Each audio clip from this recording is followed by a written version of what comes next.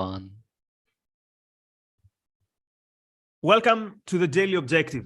Higher education is a sector that is in urgent need of disrupting. It needs its own Uber. It needs its new institutions that will give new life to what it used to be, which used to be something about going after the pursuit of knowledge, what is the best that the previous centuries and the previous wisdom has to offer.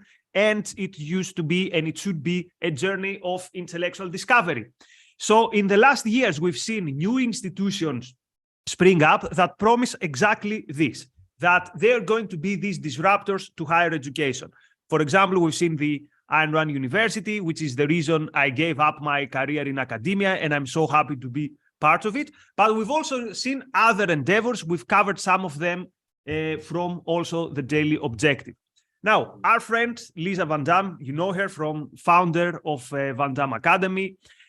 So she has had a personal experience. Her family has had an experience with one of these new institutions that want to be these disruptors in higher education. And she had an adventure with it. She wrote about it. And we are here to ask her some questions and to ask her to share her experience and to see what is happening there. So, Lisa, what was your experience with which institution and what was the problem? So this was a school called Ralston College, which interestingly, I was just remembering today that I told you about this school, I think a few months ago, because I was really inspired by the vision that they had presented on their website. And because their inaugural program with their first class of 25 students was held at least for half of the year in Greece. So this was a master's program in the classics. And if you look at the website, you can see that they're really presenting themselves as running counter to a lot of the kind of trends in higher education, of it becoming very political and not true liberal arts, in the true liberal arts tradition, where they're grappling with what they'll say is the questions at the heart of the human experience. Or it says to think is to be free, and a revival and reinvention of the traditional university, a fellowship for anyone who seeks the truth with courage. So it had all the appearances to me of being exactly the sort of program that I was hoping would exist in this country. And let's clarify, this is not for you, but so who was interested in it? Yeah. Well, I was glad for myself as an educator just to know that such a program might exist, because it seems harder and harder to find anything anywhere where you can get a real, true, meaningful education. But my daughter who just graduated from Thomas Aquinas College, which is a great book school, she was considering the possibility of getting a master's degree. And there are a few places where she felt like she could do that and have it be an experience that matched the one that she had at her great book school. And then I introduced her to this program, and it looked like exactly what she had been seeking. And just for the record, just because I still hope that they are offering, in terms of the academic program, the vision that's presented on the website, I just had an experience with them that's utterly mystifying to me and seems completely contradictory to that vision. And that's what we're here to talk about. But I still do truly hope that that's there. And I just wanted to share, when I was doing some research into the school, I asked a friend who had some connections to and knowledge about it. And he said to me that the school is completely, blessedly, and astonishingly real. And that if you ask the founder what the purpose of Ralston is, he'd answer from the marrow: seeking truth, beauty, and virtue. It's hard for me to imagine a better sales pitch than that. And again, my personal here is, because I've seen academia from the inside, my instinctive reaction to these efforts is always a positive one, which is why it is it is not, it's, I would say it's sad if we see that they don't end up being what they promised to be. But this is to be established, this is to be found, we don't know yet. So tell us what happened after. So your daughter decides to apply. So this is a master's program, just make this, to make this clear. So it's a program that would take place in half of the year in Greece, half of the year in the US. But first you need to do an application. So tell us about this application.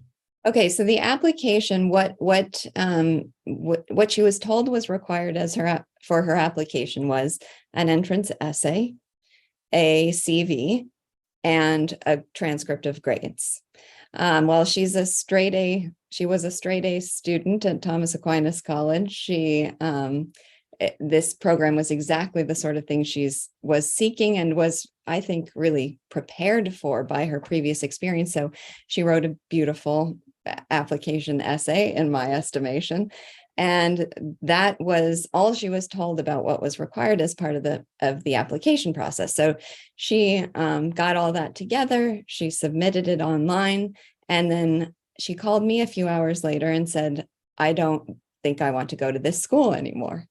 And it was startling and bizarre to me, like, what could possibly have happened in the last couple of hours since you clicked submit on an application? But what happened was that she received an automated email as in response to the submission of her application.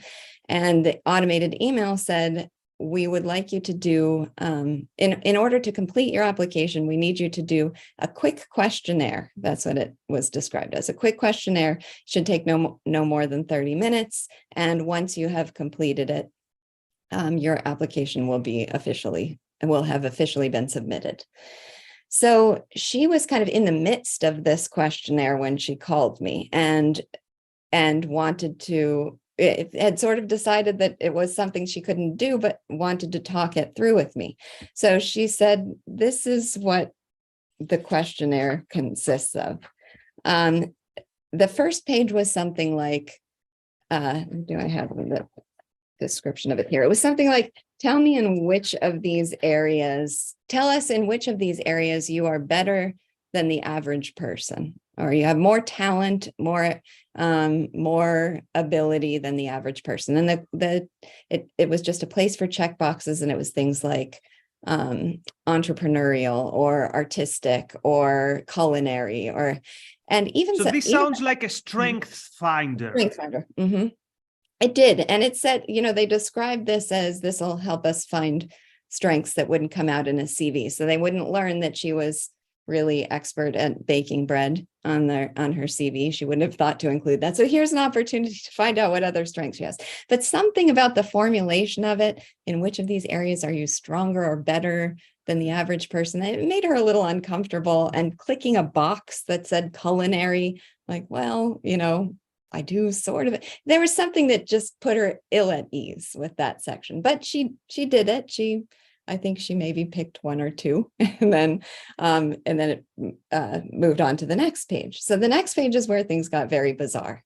The next section was called personality characteristics, and the instructions on personality characteristics said, please pick the 4 items that most accurately describe you.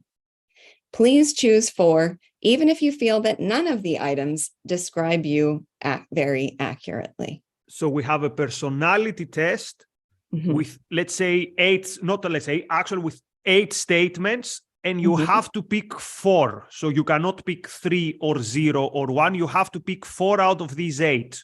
Am I right? Yes. Okay. And there's something bizarre, usually when I've shared those instructions with people, they already look at me very perplexed, because there's something that seems bizarre and contradictory about, please pick 4 items that most accurately describe you, but pick them even if they don't describe you. There's something incomprehensible and kind of unsettling about that, because you are required to pick them to describe you even if they don't describe you. Okay, strange instructions in my view, but it gets much stranger when you read the list of options. So the options on the first page were, I like to take responsibility for making decisions. Modesty doesn't become me. I have a natural talent for influencing people. I get upset when people don't notice how I look when I go out in public. I can usually talk my way out of anything. I know that I am good because everybody keeps telling me so. If I ruled the world, it would be a better place, or I will be a success. So you have to choose 4 of those. So what does any reasonable person do when they're involved in a process where they trust in they're trying to trust in the process, they respect the people who are asking them to do this. So you kind of try to go along with it psychologically, because it seems like it might be justified in some way. But when you sit down to look at these, like, what are the least rule the world? No, no possibility. Talent for influencing people? I don't know. That sounds manipulative and strange. Getting upset? Yes. Okay, let me play here a bit, not actually David's advocate, but yeah. I found 4 maybe I have like a little Trump inside me. Mm-hmm. But what if there are 4 statements here that are acceptable? So what this actually test wants to do is, please tell me that they're going to pick these 4 statements and not the other 4, which are super weird. So for example, someone who says, if I know that I'm good because everyone keep telling me so, there you have a second-hander. You have a Peter Keating.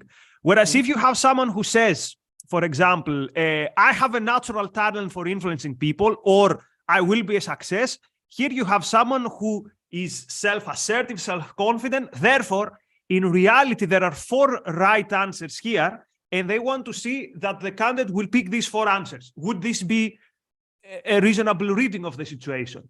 I think a reasonable reading of it, and probably my leading theory, is that these are weighted in some way. Not that there are 4 right answers, but that there are 4 less objectionable answers than the rest of the answers. Now, I could read you some of the other lists where I think it's much harder to find any that are plausible, but I'll say right now, and this is in my Medium article about this experience, all of these are taken from the narcissistic personality inventory. Even those that you consider less objectionable than the others, they too are from the. So tell us a bit, what is this narcissistic inventory test? Because so first of all, we're having this discussion because you wrote an article in Medium about this, and you mentioned that when you saw these questions and other questions that you're going to tell us a bit later, that you Googled and see where do these questions come from. And looks like they come from a test that wants to pick up whether you're a narcissist. So what does that mean exactly? It's actually worse than that, because, so yes, as I was talking to my daughter on the phone, I said, do me a favor, just put one of those in, put it in quotes, put it in Google and tell me what comes up. And the 2 things that came up were psychological tests, psychological evaluations, and the narcissistic personality inventory. Those need to be differentiated.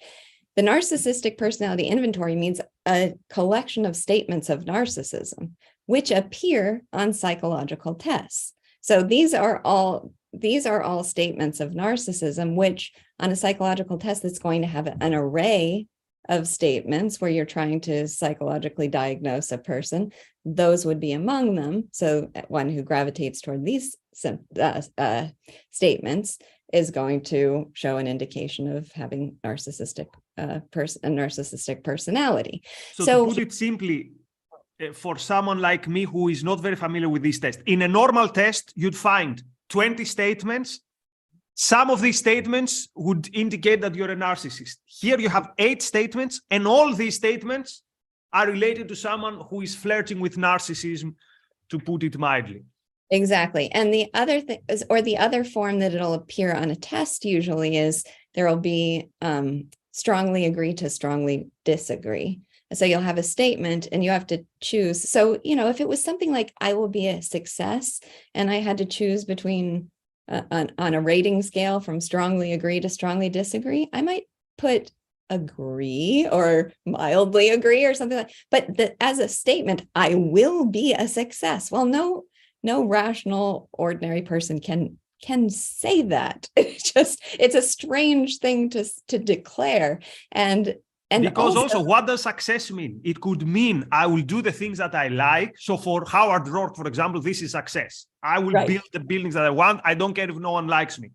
For Trump, success is something else. It's everyone's going to admire me and I'm going to have control and power over people. So point taken. Yeah. So, and in the context of the rest of these statements, it takes on a certain flavor too. So once you answer this question, then it leads you to more questions, you said. Yes. So I'll go to this one. Let's see if you can find 4 here. Okay. Okay. I can live my life in any way I want to. I like to have authority over other people. I rarely depend on anyone else to get things done. I expect a great deal from other people. I like to be complimented. I like to be the center of attention. I can read people like a book, and I want to amount to something in the eyes of the world. Yeah, here it's more difficult. I could find 1 or 2, but it gets more like a Trump personality test here.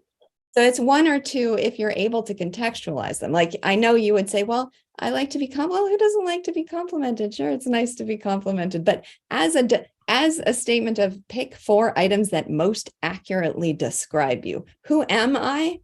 I am a person who likes to be complimented. No, that sounds perverse. I don't think that makes sense. So we're in Peter Keating territory. Yes. So anyway, she got to this point, this page 3, and was like, forget it. I can't do this. There's something, it felt to her, she felt dirty for clicking any of these boxes. It just felt wrong. And she thought, well, if this is required for admissions, then I can't do it. But we both felt like something had gone wrong. It just didn't make any sense. Why would anyone corner you spring this questionnaire on you at the end of an application process, corner you into choosing 4 narcissistic statements to describe yourself, and give you no opportunity to opt out of that? So what she decided to do was write to them. And, we had all sorts of theories like, oh, it's just an error. There were supposed to be other options and somebody forgot to the other options didn't populate for some reason, or almost everybody I've told this story to has said, well, maybe it was a test to see if you'd go along with it. And if you don't go along with it, then that's how you prove your worth. So we had no idea, but she decided to write to them and just explain that she didn't feel comfortable filling out this questionnaire. She couldn't comprehend the purpose of it. And would they be willing to explain to her what they're trying to do, or what value they see in it? And also acknowledging that she knows they all come from the narcissistic personality inventory. So why is that the format of the test? And all she got was a boilerplate email in response a full week later. Though I know this went to the founder of the school too. And the response said it's a test first of all, they said it's used by many organizations, both academic and professional. I don't know if you have come across a test like this, but I can't. No, and I was in hiring panels, so I've never seen something like that. Can I give an extra explanation? So you offer 2. The one is my favorite one, which is, so my favorite scene in Fight Club, I don't know if you watch Fight Club, when Tyler Durden has this group, people who come outside to join, he goes out and says, sorry, it's not going to happen. You're too fat, too short, too tall, too thin. If they insist and they stay there for 2 days, he tells them, okay, you come in. So I thought maybe they try to find the super independent thinker who's going to say, what is this? I'm not going through it. And then they say, okay, that's good. But this is a bit too Hollywood-like. The other explanation I had is that what if this university hired a hiring agency? So many businesses, this is how they hire people. You see someone, they have good reviews. Okay, you do the admissions for me. Admissions is a bureaucratic process.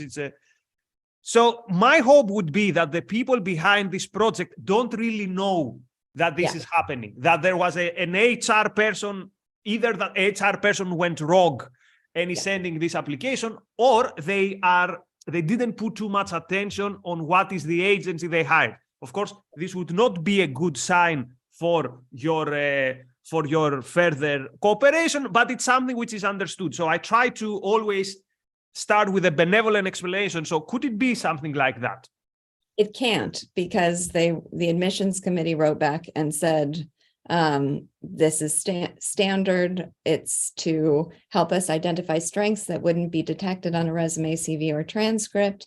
If you want to continue with your application for Ralston, not only will you have to complete this test, but further assessments will be done along the way. So they absolutely doubled down on this test and just said if she is unwilling to complete it, then she's unwelcome at the school. So I've been left for weeks just sort of thinking about what on earth they could be the intention behind the test, and trying to speculate, because it's not, unfortunately, as reasonable or Hollywood-like as those two theories. She was not applauded for having the dignity to refuse to check those boxes, and it was not acknowledged as an error that had kind of slipped under the radar. It was defended, and so I've been left just to contemplate what seems to me so bizarre and perverse about this process, given that it is one that they're willing to stand behind, apparently. And so I just wanted to raise a couple of those and hear your feeling about this too. One thing that I've become very conscious of through this process, honestly, is that given the nature of your relationship with somebody, they only have a right to a certain part of you. They don't have a right to every aspect of you in every relationship you have. So there's something to me that's very intrusive, overstepping, wildly inappropriate about asking the sort of deep probing psychological questions that they are of an applicant to an institution of higher learning. Now, I understand that's a voluntary relationship and that she can and did just opt out of the process and step away. Nevertheless, given the nature of that institution and its identity and its purposes, and it still needs to be looked at. Is this an appropriate procedure to put people through? So I honestly think, I think they don't have, whatever their purposes, they don't have any right to ask of her all of her psychological, the deepest questions about her psychology. And, I read you the narcissistic personality statements, but on the next section called individual attitudes, it asks things like, let's see. And also, let's say here, there was a whole test after that test. So if so you mentioned the article, if your daughter went through the test, there would be a second, more advanced test. Right. So let's say, now I have to speculate about the justifications here, which is an unfortunate position to be in. I wish they would just say something about why they're doing this, but let's assume they've decided it's going to be a benefit to their program that they psychologically screen their applicants. It's a small organization right now. It's a small organization. They're investing a lot in the individual applicants. They're taking them across the world. So they want to make sure they get the right sort. And it's like a progressive endeavor. Like it's trying to make progress in the field of higher education. It's something important. So on those grounds, maybe it's important that they screen their applicants and get the right kind of person for this program.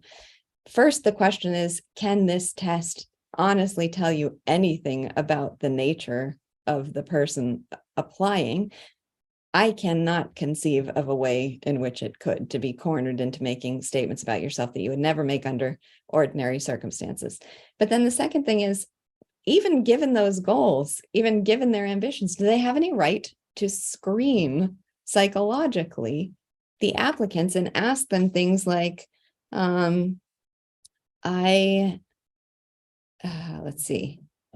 Some of them were things about like attitudes towards sex, or things about their body, or do you have, deep feelings of lack of self-worth, or just very, very invasive kinds of questions. So I could think of a situation where you can ask these questions, but there should be two conditions. First, it needs to be clear why you need this information. For example, if I go and apply to Mossad, I understand that the context wants that they need to know way more things than I can even imagine. That's the first thing. What's the context? What's the job you're applying for? Mm-hmm. The other thing is there needs to be some clarity there. Like the reason why, look, this might sound weird, people, but the reason we are asking you this question is we're getting somewhere with that, or we want to screen out narcissists, or we have something else, or even if you inquire, they tell you, look, if we said it from the beginning, it would ruin the test. But now that you're asking, it's okay. We're trying to reach a conclusion. So again, we're in this weird situation here, and I have to be open with this. We don't have someone from Ralston College to reply to us. So it's difficult to point the finger and say, this is it. Yeah. But what we're trying with good intentions to figure out what is happening here. What is exactly here the goal? I just want to quickly address the point you just made about if we reveal our intention in advance of the test, then it ruins the test. To me, that just damns the test. It just makes it a stupid test. If knowing anything about it means it's rendered useless, well, given the internet, I just widely shared the content of these questions. And I've heard, I guess, a decade ago, there was some popular kind of strengths finders test that a lot of organizations were using. And you could just Google, what are the right answers to this test, because there were considered to be right answers to it. And then you go in fully prepared. So it seemed, again, there's something so at odds with the nature of this institution to me. This is a place of higher learning where you're after truth, and it's an intellectual organization. And it's supposed to be for, deep thought about the basic questions of humanity. And we're reducing a person, a human being, in this sense, down to a handful of statements that they are forced to choose among to describe themselves. So it just doesn't fit. I can't make sense of it. Right. So one last question before we go. The audience has many questions and comments. So someone might ask, look, this is a private dispute between Miss VanDamme and the school. So what made you write this article? And so what made you go public with this? Well, it was a couple of things. One is that I had a lot of confidence in the nature of this organization and promoted it to people, including to you.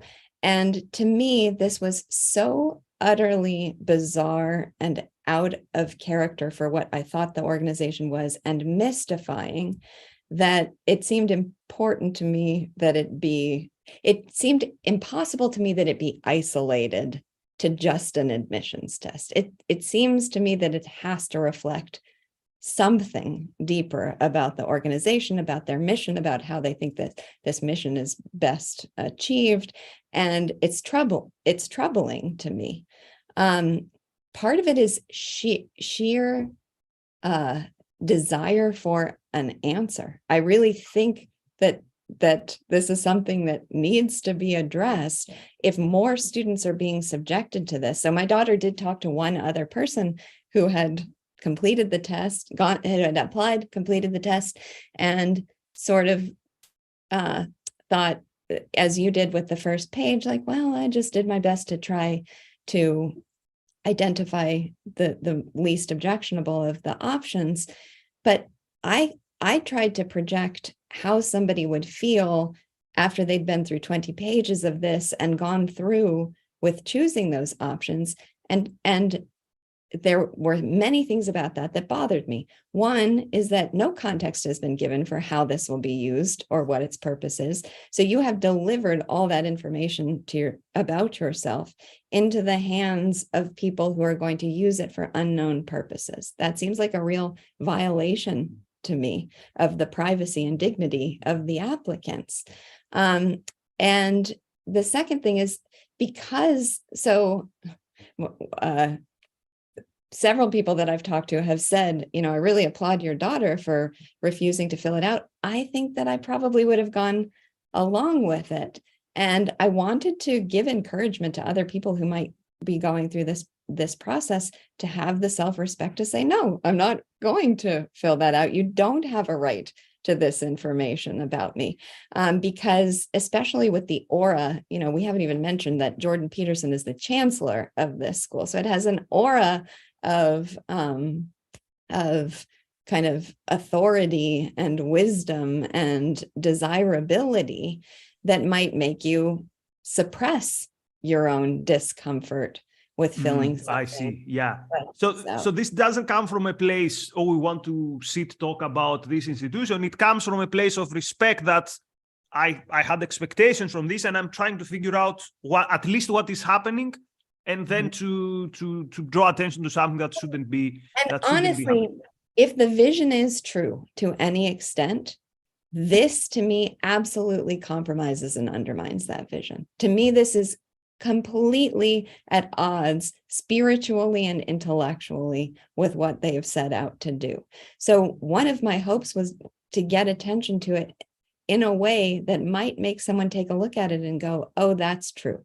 And we are not going to do this anymore. To me, that would be the best outcome here, is that this test is revoked. It's acknowledged that it was inappropriate.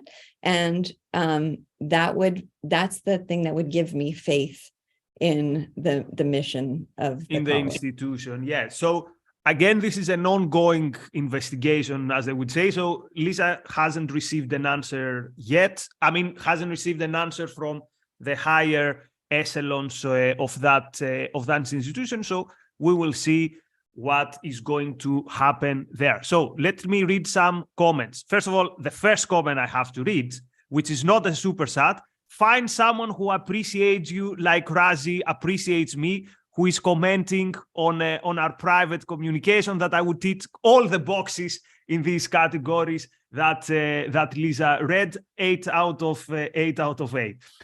Okay, so let's go now to the actual super chat. So Cyrano Danconia, what a cool nickname. Is the in-person university becoming obsolete? Well, it looks like it does, because the university chose themselves to jump in the Zoom mode of teaching with the pandemic. Then they were reluctant to return, and it looks like many people are now asking questions: why should I pay all this money to go to an in-person university? And again, from my own experience, the experience that students are having in the Ayn Rand University, for example, is magnitudes better than they get in traditional universities. Having said that, there is something to coming together with other people. And we were discussing with Lisa, she runs this project called Read With Me, and every day you read a page from Les Miserables. And these days, I'm in the chapter where there are these enthusiastic youth in France, where they are inspired by these ideas of revolution and progress, and they all come together. So there is something to mixing in a real space with people. But I think the future is definitely more and more the distant education. Jonathan says, Lisa, big fan here. Thank you very much, Jonathan. Jeff, your response to what happened illuminated the fact that many institutions are sadly caving to the social pressure. Thank you for the super chat, Jeff. The question is, what's the social pressure for that? I don't know if this is what he's suggesting, but as I kind of mentioned at the start, this has gotten me thinking about other scenarios in which someone is asked for information that the person asking has no right to. And I think it's a really interesting thing for people to consider. When are they being, so, if you're forced to fill out the charts of privileges and which bubble you inhabit. I have a colleague who was asked to do that recently and refused. And said, effectively, this is not information I feel comfortable sharing or feel like you have a right to. So I do think there are lots of scenarios, maybe because of social media, or because, so much of life is and can be publicly shared, that boundaries are being eroded. But I would want to be very careful not to erode those boundaries to the point that we're just freely giving information about ourselves that somebody doesn't have the right to ask of us.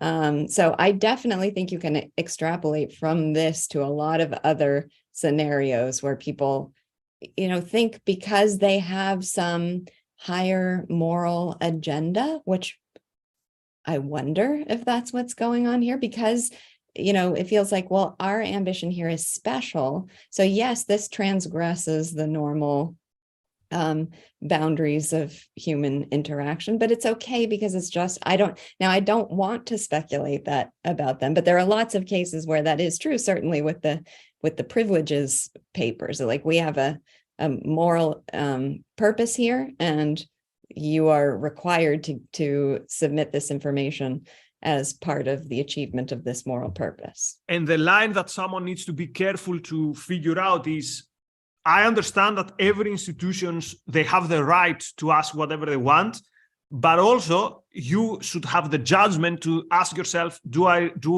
is this in accordance to my values?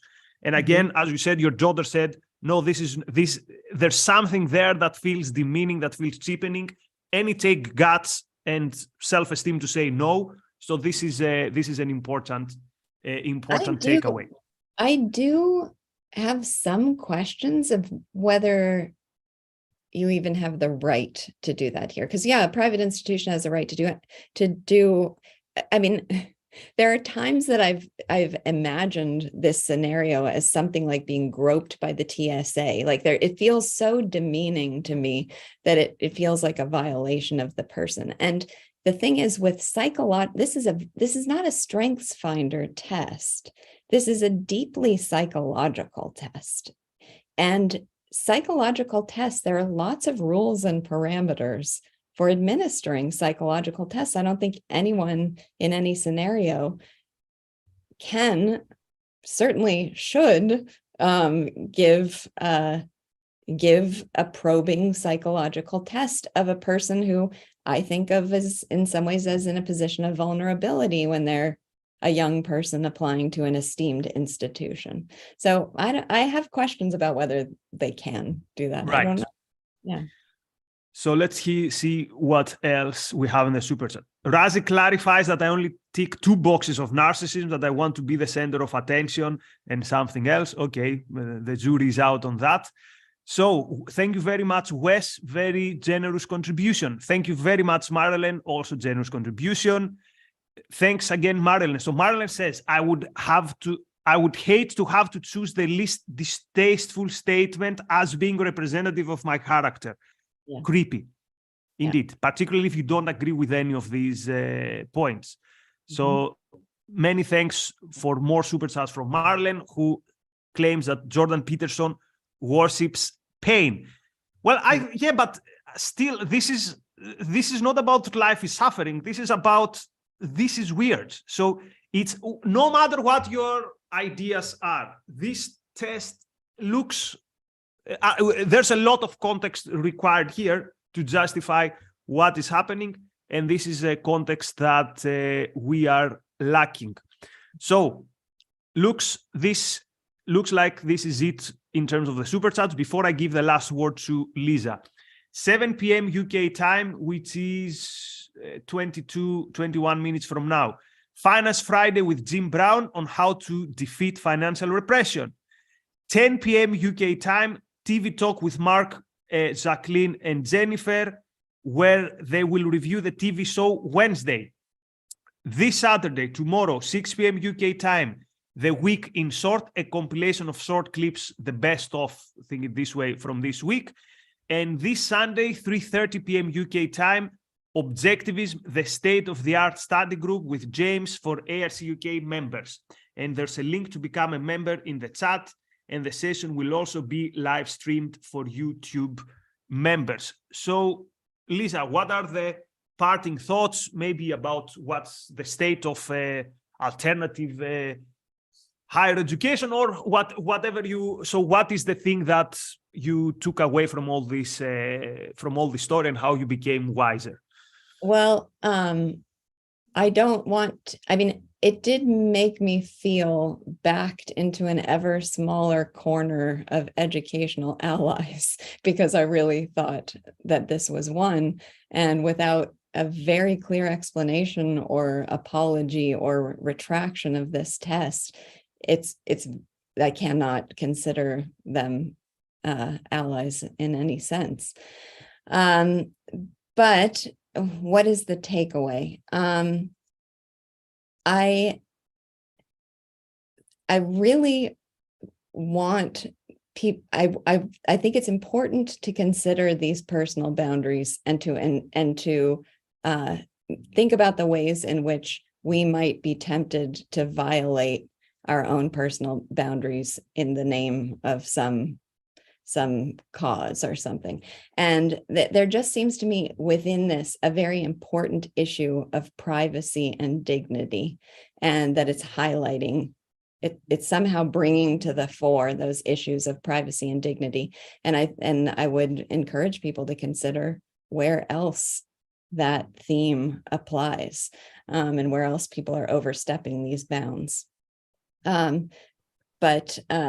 Yeah, so one of my takeaways is that I'm exceptionally proud of my daughter for having the dignity and self-respect to say, no, I'm not going to participate in this. And I do still hope we'll someday have an explanation for it, because it's been a profound mystery. Indeed. So again, if you want to follow Lisa, obviously you follow her on social media, but also check out Read With Me. It is an application that helps you immerse yourself in great literature. Again, these days, by these days, I mean the last 6 months, I've been doing the 365 days, 365 chapters from Les Miserables. Is there any new addition to any project in Read With Me? I just finished, well, I'm just about to finish Victor Hugo's Last Day of a Condemned, which is the fictional journal of a man on death row, which he wrote as opposition to the death penalty. So it's really fascinating. And I'm conducting a live book discussion on Sunday mornings of my new favorite book, Arnold Bennett's Literary Taste, which is about how to cultivate literary taste in yourself. But it's just a fantastic and brilliant book. So that's on Sunday mornings. And then next up, I'm thinking about doing some kind of romance. I need a change from death row, so I haven't decided quite yet. Okay, so we'll be here to update people on all these things. Anyway, many thanks, Lisa. Many thanks to our viewers. Have a good weekend. Thank you.